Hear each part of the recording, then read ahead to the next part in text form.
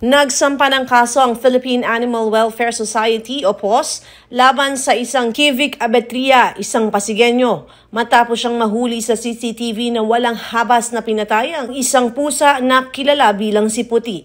Sa kuha ng CCTV, makikita si Puti na naglalakad sa sidewalk nang biglang hatawin ng suspect gamit ang isang matigas na bagay.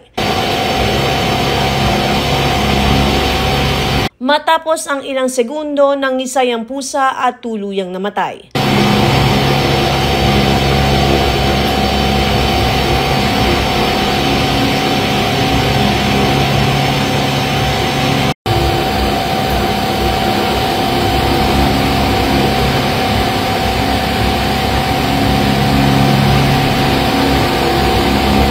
Makalipas umano ang ilang sandali, isinilid ni Abetriya ang pusa sa isang itim na plastic bag.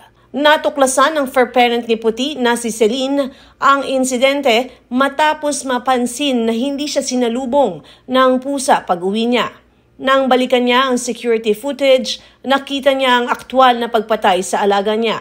Bukod sa pagkawala ni Puti, naiwan din itong ulila ang 3 nitong kuting.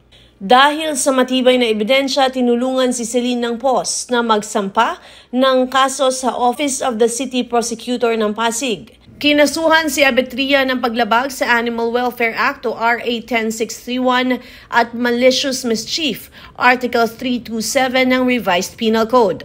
Ayon sa PAWS, isang mabigat na krimen ang pagmamalupit sa hayop at patuloy nilang hinihikayat ang publiko na isumbong ang anumang insidente ng pang-aabuso sa mga ito. Pinapaalalahanan din nila ang mamamayan na maaaring humingi ng tulong sa kanilang volunteer lawyers o direktang magreklamo sa pulisya. Sa mga nakakasaksi ng animal cruelty, hinihikayat ang pagsumite ng ebidensya tulad ng video o CCTV footage at agarang pagsasampa ng reklamo upang managot ang salarin. Ako si Luan Peñano para sa latest ng iNews Pasig.